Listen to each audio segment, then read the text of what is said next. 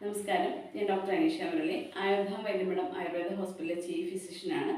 ഞാൻ നിങ്ങളോട് സംസാരിക്കാൻ പോകുന്ന വിഷയം PCOD കുറിച്ചാണ്. നമ്മുടെ ഇന്നത്തെ തലമുറ ഏറ്റവും കൂടുതൽ ചർച്ച ചെയ്യുന്ന ഒന്നാണ് PCOD അല്ലെങ്കിൽ പോളിസിസ്റ്റിക് ഒവേറിയൻ ഡിസീസ്. എന്താണ് ഈ പോളിസിസ്റ്റിക് ഒവേറിയൻ ഡിസീസ് എന്ന് പറയുന്നത്? നമ്മുടെ ഗർഭാശയത്തിൻ്റെ അല്ലെങ്കിൽ യൂട്രസിൻ്റെ രണ്ട് കൈകളാണ് ഫലോപ്പിയൻ ട്യൂബുകൾ എന്നുള്ളത്. ഈ ഫലോപ്പിയൻ ട്യൂബിൻ്റെ തൊട്ട് താഴെയായി കാണുന്ന ഒരു അവയവമാണ് ഓവറി. ഈ ഓവറിൽ ഉണ്ടാകുന്ന ചെറിയ ചെറിയ കുരുക്കളെയാണ് നമ്മൾ പോളിസിസ്റ്റിക് ഒവേറിയൻ ഡിസീസ്, ആ ഒരു അസുഖത്തിനെയാണ് നമ്മൾ പോളിസിസ്റ്റിക് ഒവേറിയൻ ഡിസീസ് എന്ന് പറയുന്നത്. എങ്ങനെയാണ് ഇത് ഉണ്ടാകുന്നത്? നമ്മുടെ ആഹാര രീതിയിലുള്ള വ്യത്യാസം കൊണ്ടും കൃത്യമായ വ്യായാമം ഇല്ലാത്തത് കൊണ്ടുമാണ് നമുക്ക് പോളിസിസ്റ്റിക് ഒവേറി ഉണ്ടാകുന്നത്.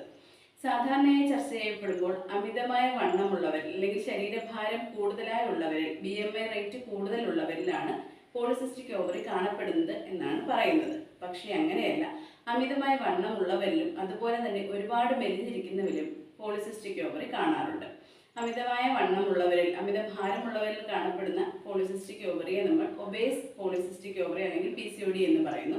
ഒരുപാട് മെലിഞ്ഞിരിക്കുന്നവരിൽ കാണപ്പെടുന്നതിനെ നമ്മൾ ലീൻ PCOD എന്നും പറയുന്നു. എന്തുകൊണ്ടാണ് നമുക്ക് പോളിസിസ്റ്റിക് ഓവറി ഉണ്ടാകുന്നത്? അതിന് കാരണം നമ്മുടെ കൃത്യതയില്ലാത്ത ആഹാര രീതിയും വ്യായാമമില്ലായ്മയുമാണ് പ്രധാന കാരണം. ആഹാര രീതിയിൽ ഉണ്ടാകുന്ന ആരോഗ്യകരമായ ഭക്ഷണം കഴിക്കാത്തത് കൊണ്ടും അതുപോലെ കൃത്യമായ വ്യായാമം ചെയ്യാത്തതുമാണ് പോളിസിസ്റ്റിക് ഓവറിയുടെ പ്രധാന കാരണങ്ങൾ.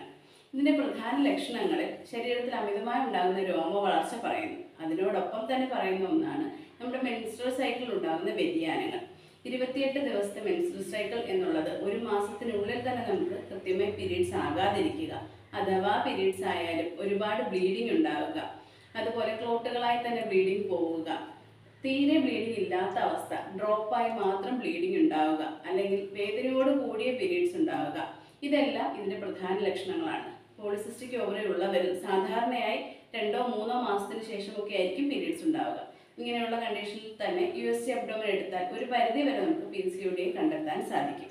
ഇത് ഒരു ജീവിതശൈലി രോഗമായിട്ടാണ് പറയപ്പെടുന്നത്. ഇങ്ങനെയുള്ള ജീവിതശൈലി രോഗത്തിൽ നമ്മുടെ ജീവിതത്തിൽ വരുന്ന മാറ്റം കൊണ്ട് തന്നെ ഇതിനെ ഒരു പരിധി വരെ നിയന്ത്രിച്ച് നിർത്താം.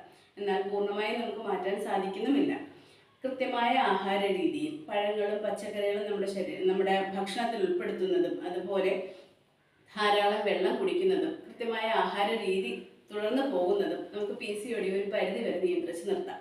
അതുപോലെ നമ്മുടെ പീരീഡ്സിൻ്റെ കാലയളവിലല്ലാതെ നമ്മൾ കൃത്യമായി വ്യായാമം ചെയ്യുക. പീരീഡ്സ് കാലയളവിൽ ചെറിയ ചെറിയ വ്യായാമങ്ങൾ പറയപ്പെടുന്നുണ്ട്. അമിതമായ വ്യായാമം ചെയ്യാതിരിക്കുക. അല്ലാത്ത സമയത്ത് നമ്മൾ കൃത്യമായ വ്യായാമം ചെയ്തും നമ്മുടെ ശരീരഭാരം കുറച്ച് നിർത്തുന്നത് കൊണ്ട് PCOD നമുക്ക് ഒരു പരിധി വരെ നിയന്ത്രിച്ച് നിർത്താൻ സാധിക്കും. എല്ലാവർക്കും നന്ദി.